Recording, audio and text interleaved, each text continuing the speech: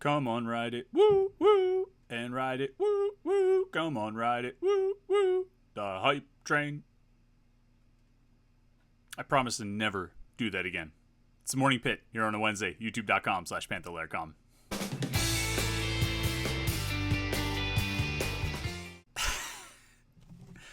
You know, we've been doing these Morning Pitt videos for about a year now. I have to go back and look and see what the first one we did. It was right around in August. It might have been it might have been the first game week of the season. I don't think we did them every day in training camp. Might have done it every day in training camp. I don't remember exactly. But it was last year in August. So we're coming up on the 1 year anniversary of the Morning Pitt here on youtube.com/Panther-Lair.com. I should have looked that up, right? I mean, podcast host who's well prepared and has done his research and does more than just scribble on legal pads all day, which I got some good stuff on the legal pads, let me tell you. Not necessarily for this show, but for some other shows. Somebody who actually prepares for their podcast would have looked that up, or even had it in mind that they were going to start off by talking about it being, potentially the 1 year anniversary of the Morning Pitt. I did not do that, so I'll look it up and I'll say it tomorrow. And if it turns out that today actually was the 1 year anniversary of the Morning Pitt, well, then we'll have missed it without any ceremony. But in that year, you try a lot of different things, and some days it just might so happen that you sing a variation of the song that was voted your senior class song back when you were coming out of high school, but you reappropriate it for the hype train, which if there's been one thing we've said way too many times in training camp this summer, it's the hype train, because so many guys have been on the hype train, and I have driven that train, driven the hype train for a number of guys. I blew the train whistle and everything like that. So we're going to talk today about some of the biggest hype trains that have come out of this training camp. Where's the biggest hype right now? We'll talk about that and a couple other topics that we got to get to as well. But of course, you know what the deal is. I'm Chris Peak from Panther-Lair.com. You know the website Panther-Lair.com, Pittsburgh.rivals.com. The most comprehensive source of Pitt sports news on the internet, football, basketball, and recruiting. You find it all at Panther-Lair.com and message boards to interact with hundreds and thousands of other Pitt fans all day, every day. Panther-Lair.com, Pittsburgh.rivals.com, and our YouTube channel right here, youtube.com/Panther-Lair.com. It is the place to find all of our Pitt video content, and that covers a lot of ground. It's these daily Morning Pitt videos that we do Monday through Friday. Give you a little Pitt sports talk to start your day. It's the weekly live show that we do every Wednesday night at 8:30 p.m. That's tonight. Me and Jim Hammett will be together talking about... actually, this is going to be a fun one. I highly recommend, if you don't usually tune in to the live show, I recommend tuning in tonight. I've got an idea for what we're going to do tonight.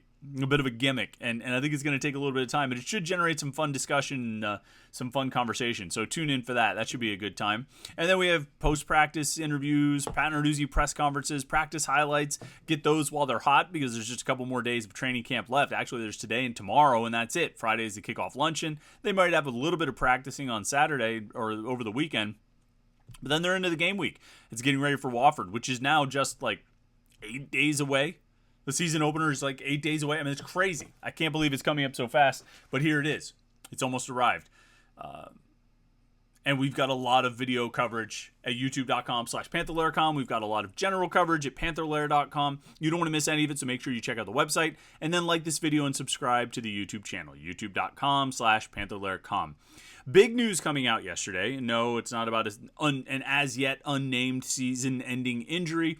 It's not about walk-on who has worked really hard over the last few years and played, finally going on scholarships. It's about jersey number changes. And normally I wouldn't talk about something like this, or we wouldn't spend much time talking about jersey number changes, but the reality is 18 players changed their jersey numbers over the weekend. And some of them not entirely unexpected. Like Kenny Johnson was never going to stay in number 35 all season. I don't think he was going to stay in number 35 all season. Unless he just bombed out in training camp and didn't look like he was going to make an impact, in which case the freshman wide receiver from Dallastown would stay in number 35 all season. But that didn't happen. Kenny Johnson is now wearing number 2. And so you thought something like that might change. I didn't think too many guys would change their numbers, because not that many guys were wearing ridiculous numbers that didn't fit, like Kenny Johnson wearing 35.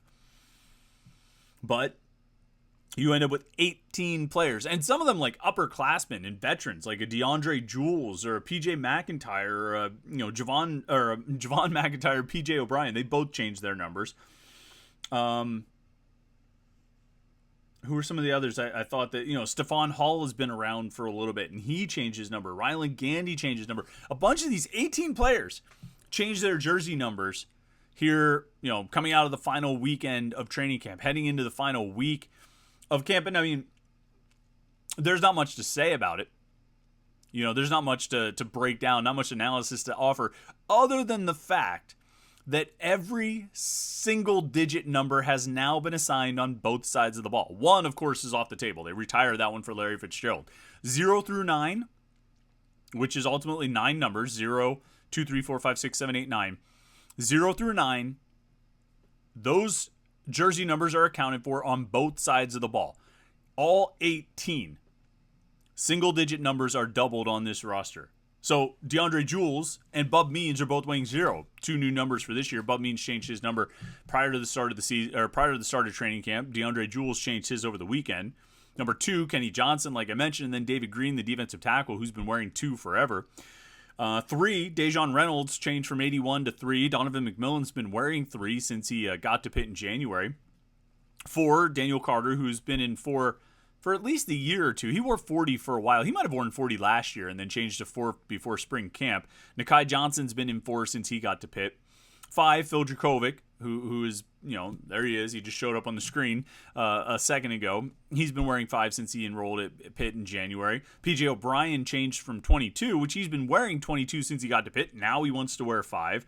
6, Rodney Hammond's been wearing, Rodney Hammond wore 9, I think, for a while, and then he moved to 6, and so he's still there. But Nate Temple, who's a redshirt senior, changed from 16 to 6. Malcolm Epps and Javon McIntyre both switched to 7 over this weekend. Epps came in this summer as a tight end transfer from USC, wearing 87. He moved to 7. McIntyre's been wearing 20 since he got to Pitt. Now he's wearing 7. Carter Johnson has been wearing 8 since he got to Pitt last year, but now Sam Okunlolo, who came in as wearing 17, which is already a cool number in the teens for a defensive end. Now he's switched from 17 to 8. And then 9, Kanate Mumfield switched to 9 pretty much as soon as Keaton Slovis was off the team. He switched. He wore 14 all year last year in the regular season. As soon as Keaton Slovis transferred, Kanate Mumfield was wearing 9 for the Sun Bowl, and he's still got that number now. AJ Woods switched to 9 from, I think, 25 this offseason. I think he was in 9 in spring camp. So 8 players this weekend changed to single-digit numbers, including freshmen like Kenny Johnson and was there another freshman? Kenny Johnson might be the... Let me just double-check before I say this definitively. Yeah, Kenny Johnson is the only freshman who changed into a single-digit number. And then, guys like Nate Temple, who've been around for 5 years, changing into a single-digit number. It's kind of curious. Then you have doubles in the teens. You have a double 11, double 12, double 14. 3 guys wearing 15, which is interesting. Double on 16 and double on 19. I mentioned that Nate Temple switched from 16 to 6. Jesse Anderson, the freshman safety, switched from 36 to 16. So he took that 16 that Nate Temple left vacant. And it's interesting to see all these number changes, particularly when one... let me count here. 2, 3, 4, 5, 6. 6 of the 18 number changes were true freshmen. Kenny Johnson going to 2 after showing up wearing 35. Zion Fowler-El going to 12 after wearing 23. Montravius Lloyd, the running back, going to 15 after wearing 28. Jesse Anderson, like I mentioned, going from 36 to 16. Izzy Polk, the wide receiver, going to 18 after wearing 27 in the spring. Jordan Bass switching from 25 to 20. Still not getting that 5 that he wore in high school, but I guess PJ O'Brien kind of had a bit of seniority on that one. So, it's interesting, and I think we might have to ask Pat Narduzzi about this a little bit, about the logic behind some of these number changes, or why so many happened, or why some freshmen changed and some didn't. But either way, it's interesting to me that every possible single-digit number is accounted for on both sides of the ball. That's not much about hype trains, but that's something interesting, I thought. But as far as the hype trains, all right, so I got I can't really say 5 players. It's sort of 5 categories of hype trains, and I'm not going to talk about the ones that I've already talked about. And you guys know that I'm driving the hype train on the defensive side with Bengali Kamara, and on the offensive side with Bub Means. Those are my guys this year. They're the ones that I'm really sort of putting all my expectations behind. I've said this before. In the lead up to any fantasy football draft, I have 1 or 2 big leagues that I'm in every year that I've been in for years, 10, 15 years. And the lead up, like the week or 2 before the draft, I realized, oh crap, I haven't done any research, so I better start listening to podcasts and reading things. And one of the podcasts I listen to is the Fantasy Footballers podcast. And those guys every year have a My Guys episode. And each guy lists like 3 guys who are just, that's their guy. For this year, they believe that guy is going to be the man. And my guys this year, as you know, are Bengali Kamara and Bub Means. So I'm not going to mention them. But I will mention a guy we've already been talking about, and Kenny Johnson. And Kenny Johnson is the first one as far as, like, you talk about guys who are getting hype out of training camp. Kenny Johnson's right up there at the top of the list. And, I mean, there's a lot of guys getting hype, but Kenny Johnson is, if he's not number 1, he's not far behind, particularly among the freshmen. If he had enrolled in January, I think we'd be talking about him as a starter, a top 3 receiver right now, just because, he would have that much more experience in the playbook, and the hype has been that strong. That's not to dismiss what Dejon Reynolds has done or what he could potentially contribute, or, the coaches seem to like what Reynolds has shown them, since he got here as a transfer from Florida in January. But Kenny Johnson looks like he's going to be a star. Now, inevitably, when we talk about a young wide receiver having a big season or being a star, people on the message boards, I mean, one of it comes up in their comments like, well, if he can produce like Jordan Addison did as a freshman, or like Tyler Boyd did as a freshman, and I mean, Kenny Johnson can be really good as a freshman, but he doesn't necessarily have to be Tyler Boyd or Jordan Addison as a freshman. Those guys were the leading receivers on their teams as freshmen. They were clearly the best player, at the position. I don't know if that's where Kenny Johnson is right now. Remember, there's already the Bub Means hype train pulling out of the station. So, I mean, you can't have 2 best receivers on the team. Somebody's got to be number 1. And for now, we're sort of tentatively placing our bets on Bub holding that title, but Kenny Johnson's going to be really good. And when the coaches keep praising him the way they have, and it's all the way from the top, it's Pat Narduzzi, it's Frank Signetti, it's Taekwon Underwood, and you sense some sort of, you sense some sincerity and not just coach speak behind their praise. You start thinking, okay, this guy might be the real deal. And we liked him a lot as a prospect, thought he was going to be really good when he was a recruit. And he has lived up to it, and he's been outstanding this camp. And they're putting him in number 2. They're letting him pick his number. And I think if they didn't expect him to do much this year or contribute much this year, they'd be like, no, you're staying at 35. You're not changing your number. You're good at 35. But that's not the case. He switched, and I mean, we're not going to read too much into that. I mean, there's a lot more evidence pointing to Kenny Johnson being really good than just the fact that he got a number change. But that's something to consider as well, as far as maybe the respect he has earned from the coaches, and the earning the right to make that kind of change. So he's one guy. Another one is another guy who changed his jersey this weekend, DeAndre Jules, going from 90, which he has worn for like 5 years, to 0. Now, we'll see how these new cathedral font number, and they're not new, they've had them for like 4 years now, but how the cathedral font 0 looks on a guy who is DeAndre Jules' size. He's a lot bigger than John Patrician. He's a lot bigger than Bub Means. And we all remember the rather classic look of Tyreek Jarrett wearing a 6 in the initial cathedral font. No, they weren't really cathedral font jerseys, but when they changed the jerseys, Pat Narduzzi's second year, I think it was. First year, second year, I forget. They got a new look from Nike, and it was terrible. The font was awful.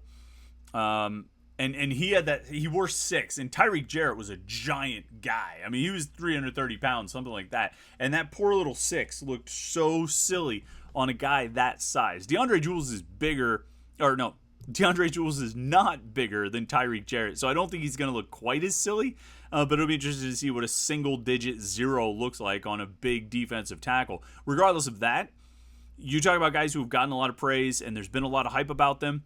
DeAndre Jules is right near the top of the list. And this is a guy who hasn't really done much in his career. He's shown flashes, played well at the end of the season last year, little bits here and there, but never really putting it together. You remember like random moments. I feel like maybe the Miami game in 2020, he made some plays. And you're like, DeAndre Jules, maybe he's going to be good. Well, it's 3 years later now, and we're about to find out. Maybe we're about to find out what he can really do. Just like we talked about Pitt's need for one of the freshman wide receivers to step up and join the rotation because they were going to need somebody from that group. There's the same thing with the defensive tackles, not necessarily with a freshman, but that you're going to need a fourth defensive tackle to emerge behind Devin Danielson and David Green and Tyler Bentley. DeAndre Jules looks like he has cemented himself in that spot. Sean Fitzsimmons is still going to play. Elliot Donald's in the mix. Isaiah Neal kind of behind those guys as a true freshman who might not. I would expect him not to burn his red shirt this year. I would expect him to take a red shirt, so play him 4 games or less. But DeAndre Jules looks like he's put himself in that rotation as a top 4 defensive tackle, which is remarkable. I mean, good for him.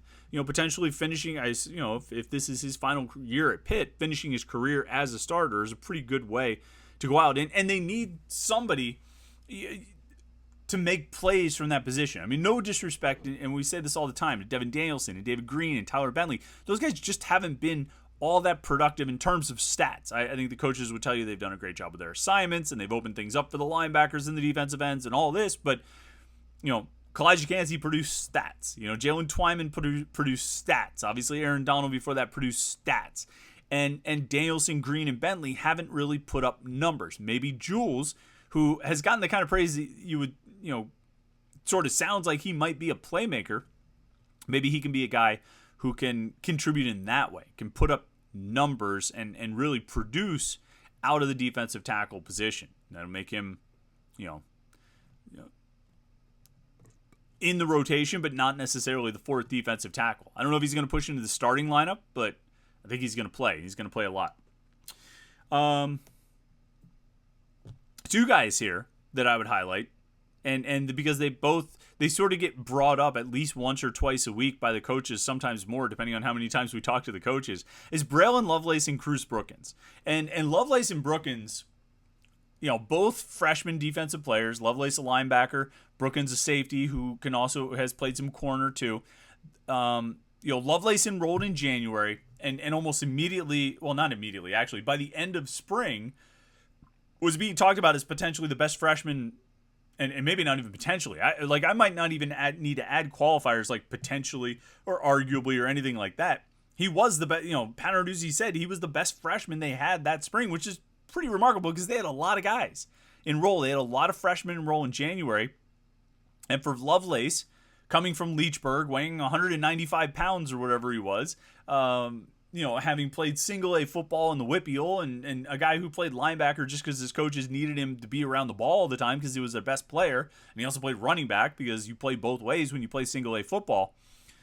To come in and by the end of camp be the best freshman in the group is really remarkable. And it seems like nothing has slowed down. You talk about a hype train. That hype train started in March and April, and it has continued through the summer and through training camp where they're talking about, he potentially could be a 2-deep guy. And there again is another situation where we've talked about, okay, you've got the top 3 linebackers, and then you've got, a Bengali Kamara, Shane Simon, Solomon DeShields, and you've got Brandon George as, they call him the 4th starter, a guy who could step in at middle or money. But you still need 2 other depth pieces at the outside linebacker spot, and I think Kyle Lewis is going to be one of them. It certainly seems like Braylon Lovelace is giving Aiden Henningham a run for his money to be in that other spot. And who knows, maybe it's really between Lewis and Henningham. Lovelace seems like he has pushed himself into the rotation at linebacker, whether he shows up on the official 2-deep or whether he just just gets on the field on special teams and in the rotation. It seems like he's going to play. He's 220 pounds now, so he's added 25 pounds. He looks different. I saw him last summer in June at a prospect camp, and I saw him again, obviously at training camp, and he is bigger. He has added size, but he still moves well, and he's impressed the coaches. And Cruz Brookins is a guy who enrolled in June, but has, again, also really impressed. And, they tweet out videos of him making plays and all that kind of thing. Brookins is a late add a guy they went after when they missed out on some other targets. They lost.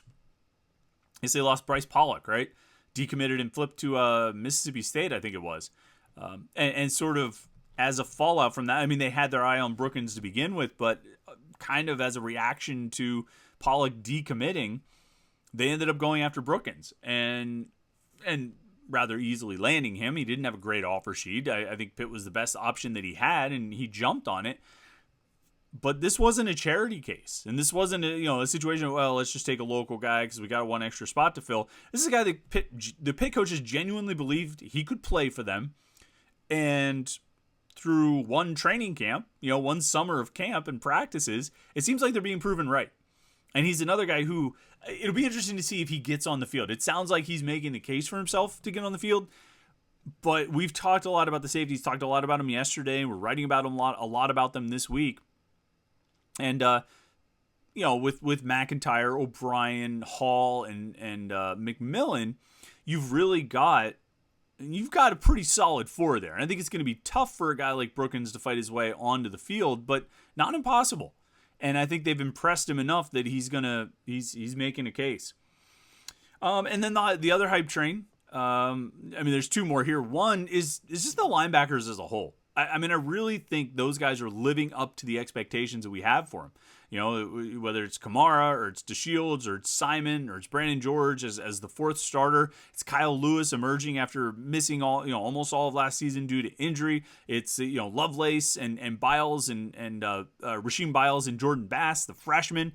That group, not without its holes, but that group I think is just has come out of camp looking really, really good with some really good praise and some really high expectations for how they're going to play now and what it's going to be in the future. Because even if they lose 2 or 3 or 4 of these, 4 starters, and I don't think they're going to lose all 4, I don't think they'll lose more than 2. Shane Simon is definitely done, so it's a question of, Bengali, Kamara, Brandon George, and Solomon DeShields, how many leave, how many come back. But you've got 3 really good freshmen and a really good redshirt freshman. And I think they've gotten some good guys for this 2024 class, so they're going to be able to keep rebuilding that room. And I think the future is really bright at linebacker. And then the last type train that I would mention, and really, we talked about this on Monday. I think we were getting on the hype train then, is just the Whippeal influence on this team. And kind of how you're looking at I think 7 starters on offense and defense from Western Pennsylvania, potentially as many as 7 more guys contributing at a high level.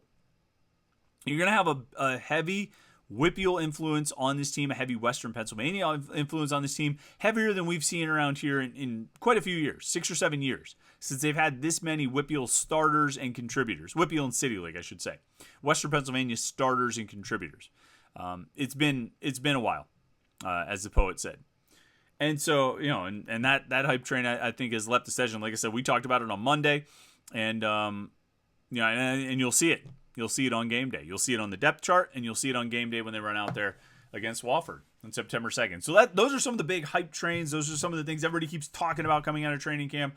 As we move through this final week of camp, those are some of the names getting a whole lot of pub and publicity. Aside from my guys, aside from Bengali, Kamara, and Bub Means, they're my guys, and I'm gonna ride with them. And if Bub Means doesn't have 100 yards and a touchdown against Wofford, I'm going to tell you it's because the offense was vanilla and they weren't going to show a whole lot in that season opener. And just wait and see what he does against Cincinnati. That's pretty much going to be what my line is. Now, if he does have 100 yards and a touchdown, I'm going to tell you that, see, I told you Bub Means was going to go off this year. It doesn't matter what the opponent is. He's going off. You know how we do this thing. All right. Thanks so much for tuning in today. Make sure you like this video and subscribe to the YouTube channel, youtube.com/Panther-Lair.com. Don't forget to tune in tonight at 8:30 p.m. for the live Panther-Lair show right here on youtube.com/Panther-Lair.com. It's been a lot of fun. Hope you enjoyed it. Hope your week is going well so far. Enjoy Wednesday, and we will get back with you tomorrow for the Morning Pit right here, youtube.com/Panther-Lair.com.